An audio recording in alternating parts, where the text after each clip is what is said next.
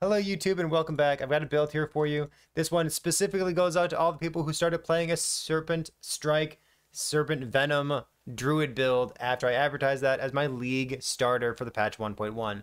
That build was awesome, it was really fun to play, and it was also tremendously bugged. It dealt way more damage than it was supposed to. We'll get back to that build at some point. I've had lots of people talking to me in my DMs about how they want to play Serpent Strike in the future, but more importantly is this build here. We're going to talk about this build. It's very strong. It's nothing particularly new for those of you who know every single build that anyone's ever played. But this build is awesome. It's very, very strong. And it has a nice story that goes along with it. So let's talk about the story first, and then we'll get into more about the build. So for the story portion of this, I started out by playing a Druid in patch 1.1, which is by most metrics one of the least popular starter classes, starter masteries for patch 1.1, because it wasn't something that particularly got updated. It wasn't a Beastmaster, it wasn't a Sork, it wasn't a Rune Master, it wasn't like Falconer, it wasn't Forge Guard, it wasn't anything that got any particular update, except for a node in Serpent Strike that got changed, making Serpent Strike, Serpent Venom slightly more playable. So you know how that went, especially if you've been on this YouTube channel before. But more importantly is, after that build got gutted, nerfed, bug fixed, I needed some spiritual healing. So I did what I do when I need to put a smile on my face in Last Epoch. I started playing a Void Knight.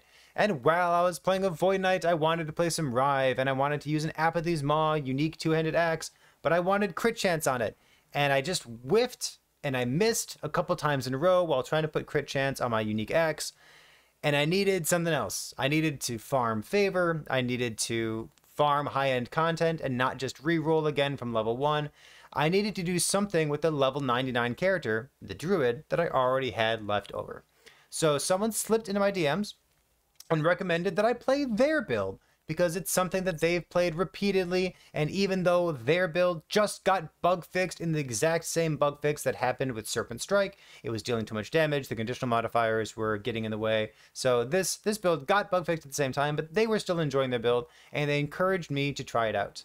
So this is a build. So I guess let's show this real quick on the screen. If you've seen my YouTube channel before, you know that periodically we do things that look like this, which is a 1 month review of ladders, or of builds that perform well on the ladder.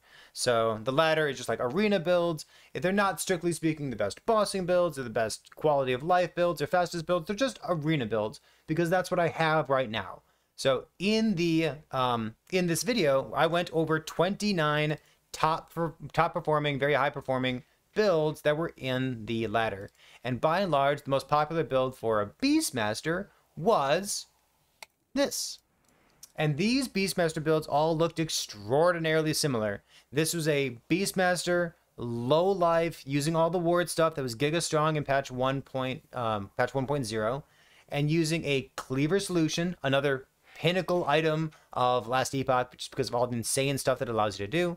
Stacking strength, because it gives you percent increased damage on your earthquake, and gives you ward retention, which goes into your ward retention from exsanguinous stuff. And it also gives you a ton of armor, making your character very incidentally super tanky.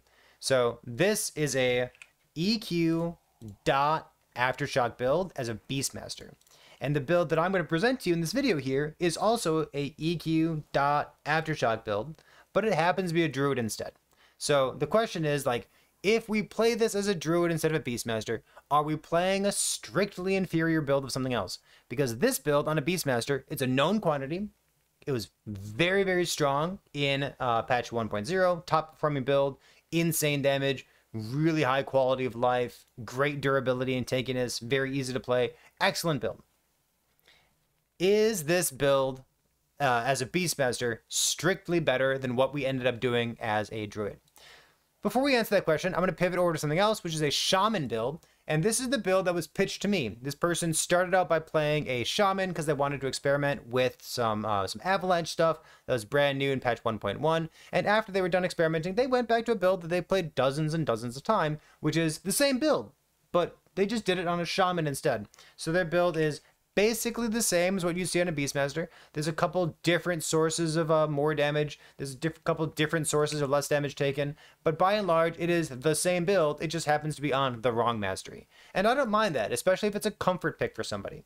So the build that we're showing you here today is a Druid. And what do you gain by being a Druid? The story continues. My mana wasn't great. One of the ways that your mana is cozy when you're playing this build as a Beastmaster is that you gain mana on swipe, and then you have tons of attack speed coming in from aspect of the shark and aspect of the viper. And all that attack speed makes it more consistent, just like swipe, swipe, swipe, swipe, swipe, mana, and then dump, dump, dump, dump, dump. So you have really high damage, and you just need a source of like some kind of mana generation to go along with it. So what does Druid get instead? We were kind of moping around, the build felt good, and someone made the recommendation of, hey, why not do the mana thing? Why not use Werebear form or Spriggan form or summon or a Swarmblade form as a mana battery? And initially my reaction was, I hate that, and I really don't want to do that. On the other hand, take a look at all the synergies we get in the overlap between Werebear form and Man form. So we are a ManBearPig. ManBearPig? Get it? Okay, so we're a ManBearPig. So we can dump all of our mana here. And when we swap into Werebear form, we go to max rage. We can punch stuff. We can swipe a little bit. And then when we off cooldown, we will immediately transform back into a human. And then we will dump all of our mana. We'll swap into Werebear form. We'll sit here for 6 seconds because I don't have any cooldown recovery speed. And then when that's done, we can swap back and keep stomping the ground with our dot aftershock EQ stuff. So that's roughly what it looks like, and that's the justification for having Werebear form. What does swapping into Werebear form do for us? Well, first of all, it solves mana. Second of all, it gives us new skills, which is pretty neat. It gives us access to Rampage, which gives us really nice clear speed, if you count clear speed as running past enemies, which, you know. But the Werebear skill tree gives us some extra Maelstroms, which don't do much, but a lot of movement speed for the most part. And just like the fact that it allows us to get our mana.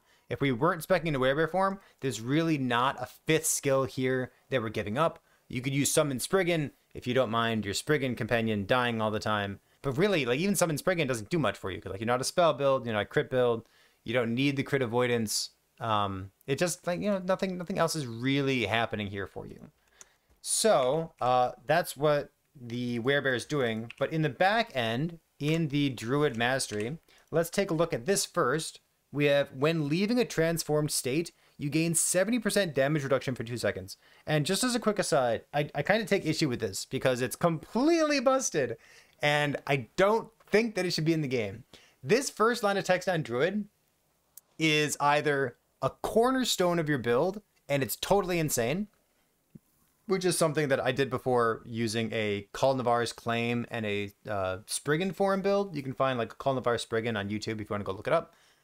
So it's either a cornerstone of your build, and it's completely insane, or you're a permanent Spriggan form, permanent Swarmblade form, permanent Werebear form, and you ignore this text altogether. So the fact that this is either completely insane or completely ignored means that I think that this line of text should be revisited and maybe removed or turned into something else. But that's for EHG, not for you. What else do we gain by being a Druid? As well, we get some extra points to spec into Primal Shifter. We're not a crit chance, crit multi build because we're dot aftershocks. We're like melee damage over time. But we do gain percent increased armor and percent increased damage while we have this buff. So we shift every 6 seconds. Ideally, you can put some more points into it if you want like permanent uptime. But just 3 points is what we need for the permanent uptime. You can see my armor is over 10,000. If I shift. Wait a minute. Oh, wait. Wait a minute. What the fuck? No, I gain extra armor per strength in human form. Okay, listen. But, yeah, so we gain up to 11,000.2. And then after the buff wears off after 6 seconds, 10,000. So that's that buff right there. Plus the percent increased damage. This build is adorable that we get to make use of Werebear form like this. Let's go over the rest of the build, talking through why this build is so strong. We're going to go through like the normal skills, masteries, idols, and blessings. And then we'll talk about a few more finishing touches after that, including some discussion about CUF versus Merchant Skill, because I think that's pretty important here.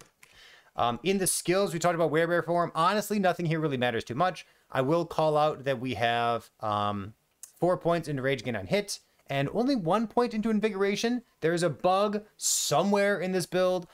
Something is allowing us to leech, and when we leech, our health goes up, which is, of course, atrocious before our low life build. I don't understand why it's happening, but we have this pair of gloves that says you cannot leech health, and they lie to us. But ideally, we want like maybe 1-2 points in this just to keep our rage up, but we ideally don't want the health. So I don't know how many points is exactly correct here because there's a bug somewhere in the build, and that sucks. So that's this. Swipe is our more damage generator and a kill threshold and mana generation. So we have all of our points into Aspect of the Panther, as many of these points as possible to give us a global more damage multiplier, as many points into mana generation as possible, and then this little kill threshold over here as well. So sometimes we're a werebear, sometimes we're just hitting stuff, and it's relevant that we get an extra more damage multiplier. Why not? There's nothing else to spend points on here. In Earthquake, the most important skill here, this is the brunt of our damage. There's a couple interesting things to say. So we're at EQ Aftershock thing. Keep in mind that Earthquake creates 2 to 4 aftershocks. It's like the text that's on the skill itself.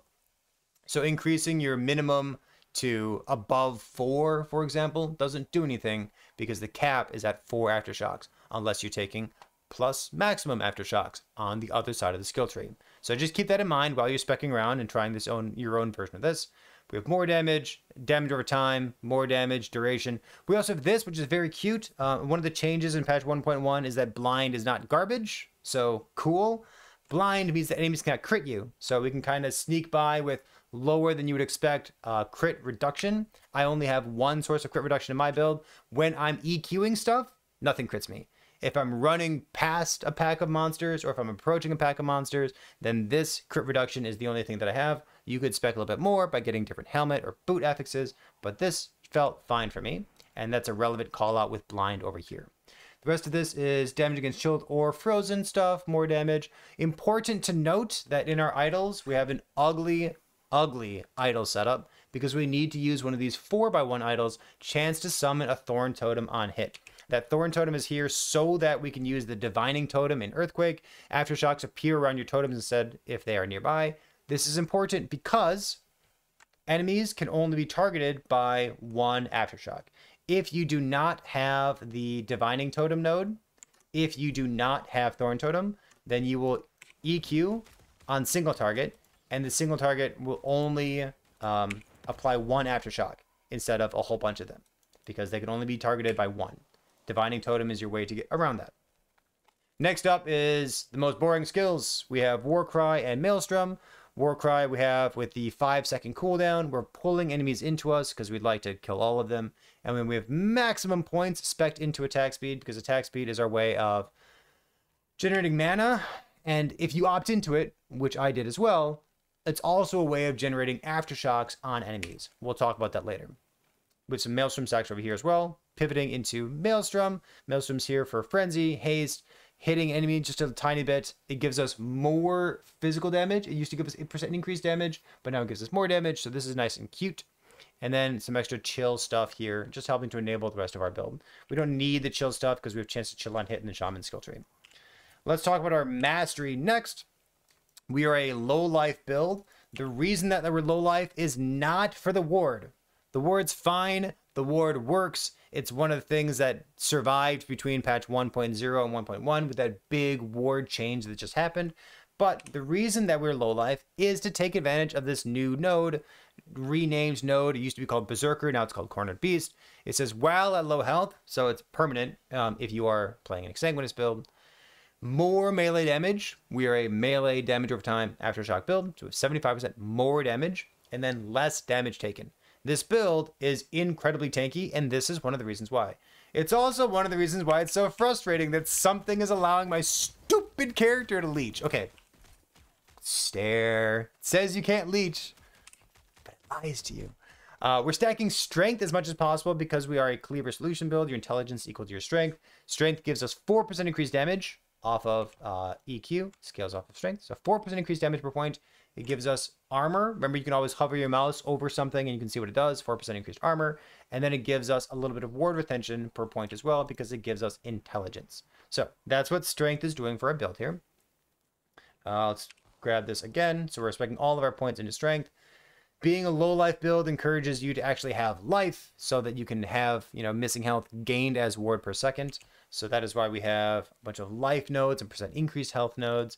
In Beastmaster, we have less damage taken and a little source of less damage taken from Aspect of the Boar. We do not have a source of Boar on hit because that was changed to be Beastmaster only, which is it's not a strictly better version of our build, but I do think that Beastmaster is the better version of this build.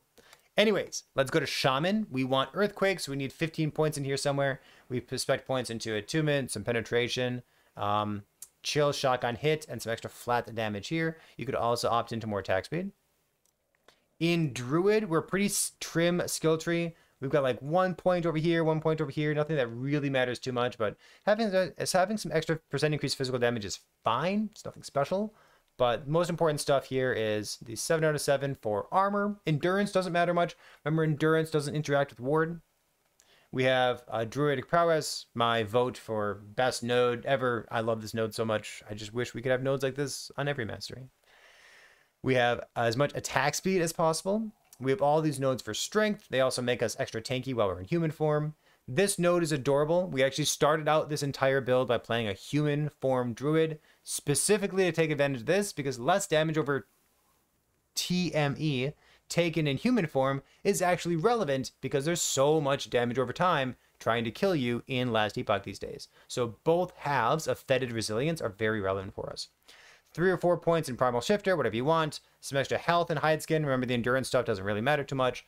And then Impervious is great, and Impervious is another payoff for being a melee build and for also having a bunch of attack speed. So you can stack up a bunch of stacks of Impervious and have less damage taken from hits. So that is our mastery. Let's take a look at our gear here. There's a couple new things that you can do in patch 1.1 that you couldn't do in patch 1.0 because the items were garbage in the past and they've been reworked now. So we're going to talk about those first. With the helmet, Snowblind is very cool. I want to say like Snowblind is the unofficial low life set item to go along with Exsanguinous and with Last Step of the Living, because Last Step of the Living on average applies 1 stack of chill to you.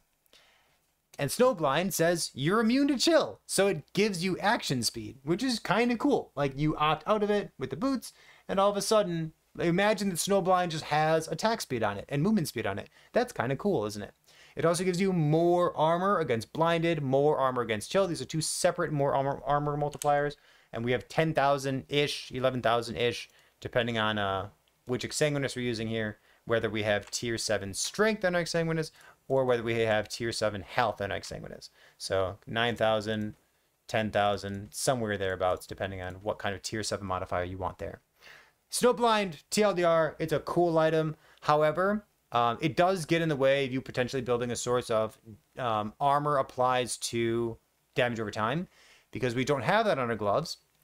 We'd like to use bugs. We'd like to use gloves that are not bugged, which says you cannot leech health. We need to turn off leech somehow. So we either use Zathara's Conundrum, the unique amulet, or we use the gloves. Zathara's Conundrum has the opportunity cost of not using the new Nihilus amulet, which has +2 to skills and more armor and all resistance, and a really, really strong amulet. So we opted into using this instead of using Zathara's. So instead, we're using these bugged gloves, which don't work. What I'm trying to say is, if you want to make your armor apply to damage over time, Decayed Skull just got reworked in patch 1.1, where it has this final line of text, a percentage of armor mitigation also applies to damage over time. And it's not a Sentinel only helmet. You can also use this on any old class, and it's a great way of getting some extra dot mitigation. My character is too tanky. I'm really, really tanky, so I don't worry too much about this. But ideally, if you're going to min-max this build, whether you're playing a Beastmaster or the Druid version, actually, instead of just going for tier 7 strength and being happy with that, I would go for something like, this is a pretty low LP level item, so you can get like 3 or maybe 4 LP, depending on, COF or Merchant's Guild. but something like +2 to Earthquake, so tier 5 Earthquake, tier 7 Strength, and then your suffix would be like either tier 5 Health or tier 5 crit reduction. So you could take this this belt modifier that can reduce bonus damage taken from crits, slap that on your helmet instead, and then it opens up possibility for different affixes on your belt. The other stuff that you could do differently in this patch is like Snowblind, Decayed Skull, and then Nihilus would be the other big shout out there. Talking about the weapons real quick, because I think these are interesting as well. Cleaver Solution, we want to have the tier 7 melee physical damage on them. If you can land melee attack speed as well, awesome. But let's take a look at a different build planner just for a moment here. If you can get plus levels to Earthquake on your helmet, which, listen, I have 25 levels on Earthquake right now because I have +2 from Akar's and +2 from Nihilus and +1 from Cleaver Solution, so 25 levels there. If you can get +2 on your helmet, it frees you up from using something like Akar's Phoenix. So this thing is +2 to primeless melee attacks. If you put the +2 on your helmet instead, using a helmet that looks maybe a bit more like this. Come on, there we go. Using a helmet that maybe looks a little bit different, maybe more like this. Then you can use a Dawn Blade. And the benefit of the Dawn Blade is it's not a katana, it doesn't have crit multi on it, but we're not a crit build, so we don't care about that. The Dawn Blade has a high base damage implicit modifier, and then it also has a really good attack speed. So it's 1.2 attack speed, as opposed to Akar's Phoenix, which is 1.05. So it offers you quite a bit more attack speed, and then, you know, fill it out with whatever the other affixes are on your build. Chill and Shock are fine. You can also get physical penetration as a suffix on your swords, so that's an option for you there. Twitch chat's reminding me, thank goodness, that there's another option that you could take advantage of if you were trying to min-max this build. Unfortunately, it's bugged, so, you know, last debug bugs, sometimes they happen. But let's hover over a unique one-handed axe, which is Undisputed. So Undisputed here, it looks really, really strong. % increased physical damage for each recent melee hit against a bleeding enemy. Really, really fits our build well. And we can get this with like 1, 2, 3 LP, and it juices up our damage excellently with that ramping damage. The downside of this is that it says percentage of overkill damage leached as health, and overkill damage leached as health is bugged. So it leeches, and it ignores your Boulder Fist, and it ignores your Zathar's Conundrum. So it removes you from low life, so you don't want to be doing that right now. There are a lot of bugs, aren't there? Huh, weird. I said that we were going to talk about Merchants Guild versus COF, and I guess this is one of the places where I want to talk about that briefly. I'll put this in the description of this video as well. But when people trickle into Twitch chat talking to me about like how cool this build looks, they point out these red ring of Atlaria. And despite the fact that I looted one and dropped it on the ground and forgot it there and then lost it by accident, the more interesting thing about this is that if you're playing COF, perhaps the only thing that COF has better than Merchants Guild is access to Red Ring of Atlaria. It is much easier than I thought it was to get a Red Ring of Atlaria in Merchants Guild. The best thing to do would be run a unique ring prophecy and just like chain those over and over until you get them. They'll happen at some point. If you're using a Rune of Ascendance for your ring, for your red ring, just remember that the Rune of Ascendance stuff in your COF, where is it? Upgraded Rune of Ascendance. It requires the item to have a COF requirement on it. So any old item that drops on the ground will not necessarily have a COF requirement, like this one, for example, but a ring that does have it, in the bottom right-hand corner of this, you see how it says like that little purple icon, rank 7. Those are the ones where if you use a Rune of Ascendance on them, you'll get that bonus discount from your COF faction. So it is funny that in most ways, Merchants Guild is just like way better than COF. But if you want to play a build that has double red ring, they're a lot easier to get in COF, especially if you're playing, you know, not as aggressively on the market. The rest of this looks pretty straightforward stuff. The belt, we'd like to have cooldown recovery speed. We'd like to have either CDR on the belt or CDR on the boots, ideally in both of those two places. The boots should have like strength movement speed or strength cooldown. The cooldown just helps you get out of werebear form faster so that you can be at full mana and then 1, 2, 3, 4, 5, 6, and then keep pounding the ground, stacking up more of your earthquakes. So the mana battery works better if you have some extra cooldown recovery speed somewhere. Why is the Twisted Heart build, or why is the Twisted Heart here? It has a good implicit, it has strength on it, and you can LP more strength onto it. That's it.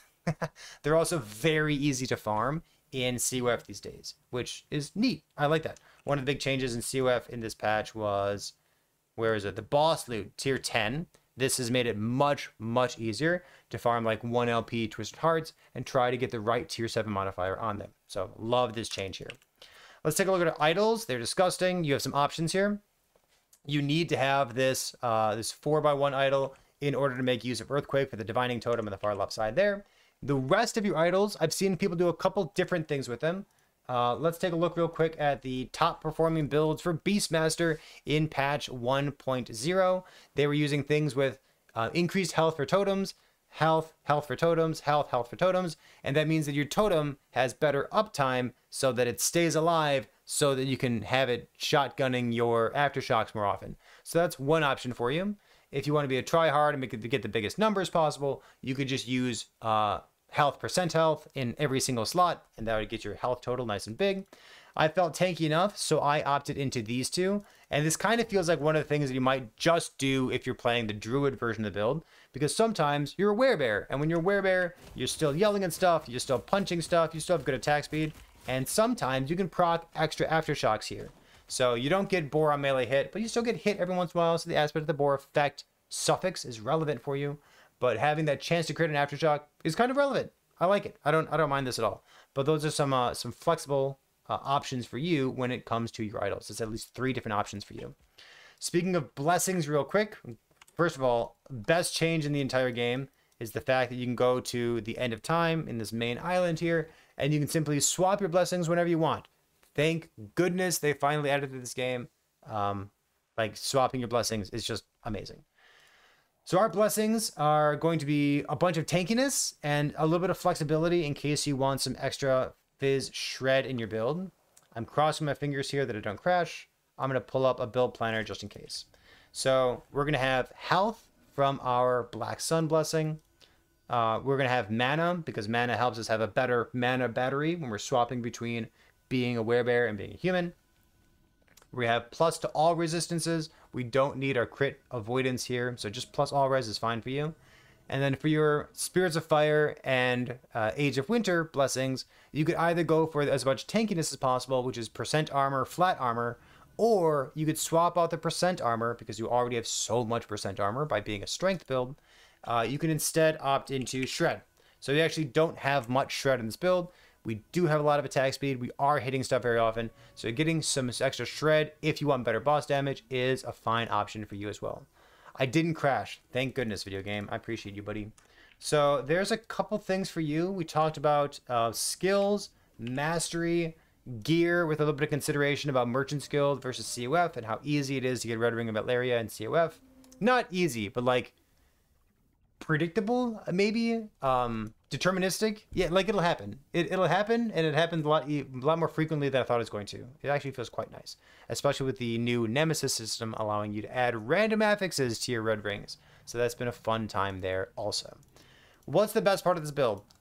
We get to call it a ManBearPig because you're both a man and sometimes a bear, and you're constantly swapping between them. It makes me so happy that we got to explore this build. We got to have this nice, bougie, comfortable playstyle.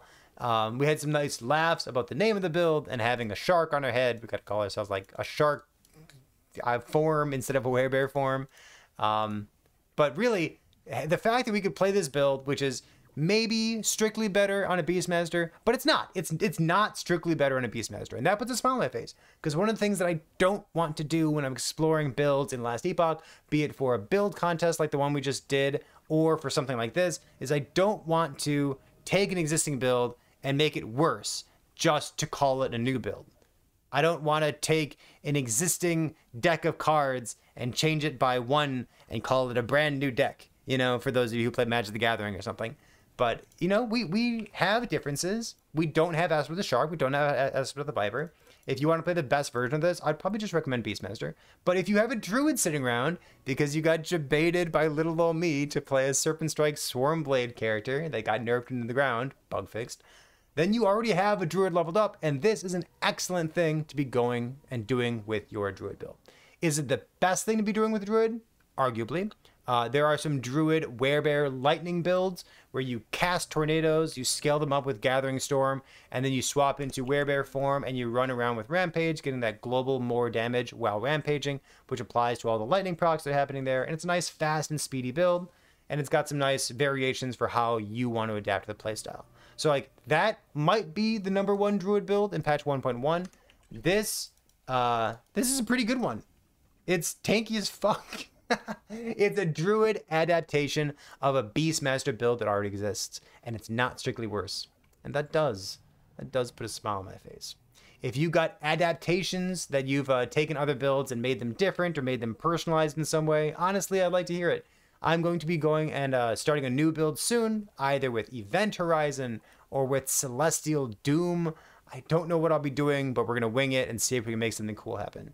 So if you have any comments on this build or things that you'd like to see in the future, let me know. Otherwise, I'll see you next time. Have a good one.